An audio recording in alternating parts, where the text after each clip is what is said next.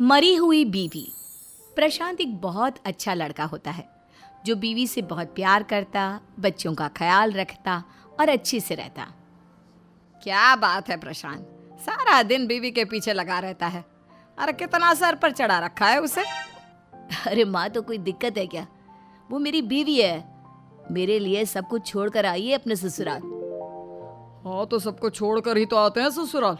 सुना है किसी को साथ में लेकर आते हैं। क्या बात करता है। तभी वहां बहू आ जाती है। पिताजी लीजिए, दवाई का वक्त हो गया है। माँ जी लाइए, पैर की सूजन में तेल लगा दूं, और आपका नींबू पानी फ्रिज में बना कर रखा है। सबका ख्याल रखने वाली निधि। उसे एक ऐसी बीमारी हो जाती है जिसका पता किसी को नहीं लगता। एक रोज जी न जाने क्या हो गया है, पेट में हमेशा से ही दर्द रहने लगा है। चलिए ना डॉक्टर को दिखा देते हैं। अरे गैस होगी। अरे क्यों डॉक्टर को पैसे देने इतने? अजवाइन खा लो, बाहर थोड़ा चल फिर लो, सब ठीक हो जाएगा। पैसे की बात सुनकर अब निधि पति से कोई भी दर्द या दुख होता तो भी ना बताती। एक दिन, पेट में दर्द हो रहा है, क्या करूं? कुछ देर किचन से निकलकर कमरे में बैठ जाती हूँ। तभी ससुर की आवाज आती है। निधि, बहू गर्मा गर्म रोटी का इंतजार कर रहा हूँ मैं। तभी प्रशांत आता है। प्रशांत को देखते ही निधि भूल जाती है कि उसके पेट में कभी दर्द भी था। ओ हीरोइन, चल रोटी सेक, मैं पापा को देता हूँ। हाय रे, पति का इतना प्यार तो बीवी कैसे कुछ भी सोचे। वो सारा दर्द भुलाकर लग जाती है पति के साथ घर वालों को खाना खिलाने में। एक रोज, सुनो, शाम को तैयार रहना, मैं तुमको डॉक्टर के पास ले चलूंगा। नहीं नहीं, मैं ठीक हूँ, अब तो कुछ भी। हाँ मुझे पता है तुम ठीक हो, पर पता नहीं मुझे क्यों अच्छा सा नहीं लग रहा है। पति बीवी को डॉक्टर के पास ले जाता है, जहाँ पूरा चेकअप करने के बाद, डॉक्टर प्रशांत, आपके लिए बुरी खबर है।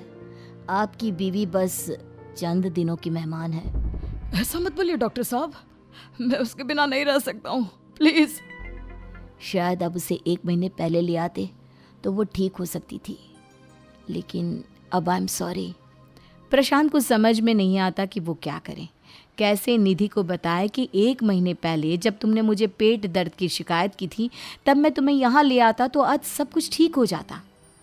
लेकिन फिर डॉक्टर, पर निधि को ये बात नहीं बताना, नहीं तो वो तो जीते जी मर जाएगी। तभी निधि की आवाज पीछे से आती है। मैंने सब सुन लिया है डॉक्टर साहब, मेरे पास कितना वक्त है? 2 महीने। प्रशांत निधि को घर लेकर आता है। वो पहले जैसे काम में लग जाती है। मैंने नौकरी छोड़ दी है, मैं अब तुम्हारे साथ रहूंगा जब तक तुम हो। अरे पागल हो गया है क्या? वो तो मर रही है, क्या तू भी हमें भूखा मार देगा? जा नौकरी पे जा, पैसा आएगा तो घर चलेगा, लोगों का आना जाना तो लगा रहता है। जा बहू, जाकर रोटी सेक दे। प्रशांत अब रोता ही रहता। वो काम पर तो जाता लेकिन बुझे मन से। निधि भी मन से डरी थी, लेकिन पति के सामने स्ट्रांग बने रहने का नाटक करती। आज मैं आपसे एक बात करना चाहती हूँ। मेरे जाने के बाद आप दूसरी शादी कर लेना। बिल्कुल नहीं, ये सोचा भी कैसे तुमने? मैं कभी शादी नहीं करूंगा, कभी नहीं। लेकिन निधि के लाख समझाने के बाद वो मान जाता है। चलो, तो ये लड़की जाते जाते अच्छा काम तो कर गई, नहीं तो ये मजनू सारी जिंदगी इसी की याद में रोता रहता और बची जिंदगी बर्बाद कर लेता। और क्या, मैं तो ये भी सोच रहा हूँ कि फिर से दहेज भी मिलेगा। अरे हाँ, ये तो मैंने सोचा ही नहीं था। ये गई नहीं आएगी, ढेर सारा सामान लाएगी। सास ससुर बात कर ही रहे होते हैं कि निधि आ जाती है। मम्मी पापा, गरम खाना बन गया है, कहाँ खाएंगे? मैं लगा देती हूँ। यहीं लगा दे, वहाँ कौन आएगा? अरे माना किचन दूर है बहू, लेकिन इतना भी नहीं कि तू बूढ़े सास ससुर को 2 रोटी गरम नहीं दे सकती। नहीं माँ जी, ऐसी बात नहीं है, बस अब शरीर में पता नहीं क्यों कमजोरी बहुत रहती है, पर मैं यहीं ले आती हूँ। बहू चली जाती है। पता नहीं अब शाम को मेरे वॉक के समय चाय भी बना पाएगी कि नहीं, ये पता नहीं पूजा की थाली भी लगाएगी कि नहीं। शाम को प्रशांत आता है। ओए निधि, चल तैयार हो जा, खाना खाने बाहर चलते हैं, थोड़ा घूमेंगे फिरेंगे, खाना खाकर घर आएंगे। अच्छा, बस 5 मिनट का वक्त दे दीजिए।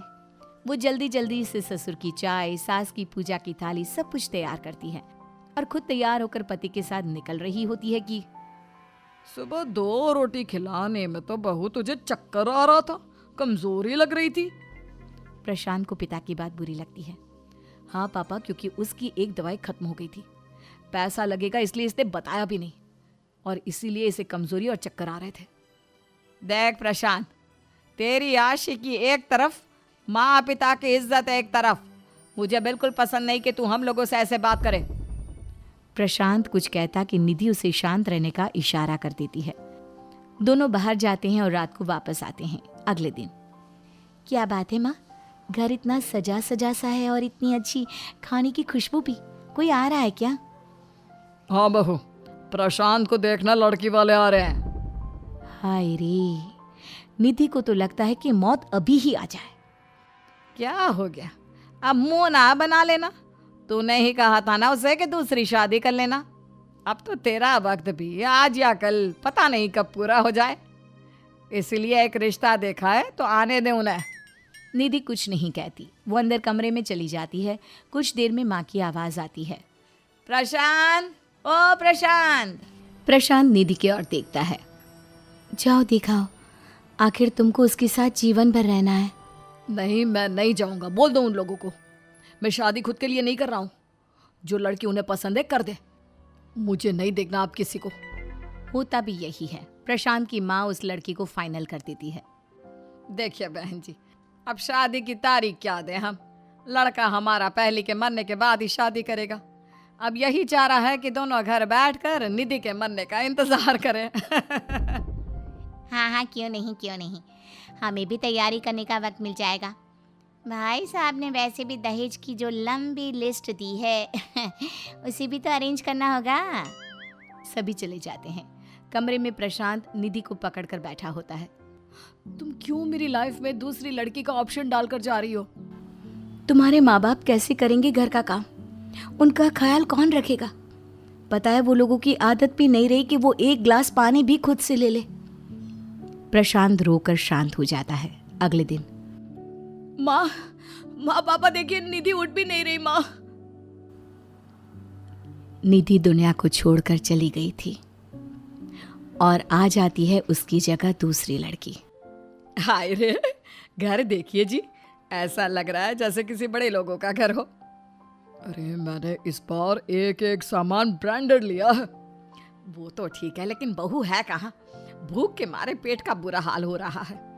बहू, ओ बहू, कहाँ रह गई? कोई आवाज नहीं।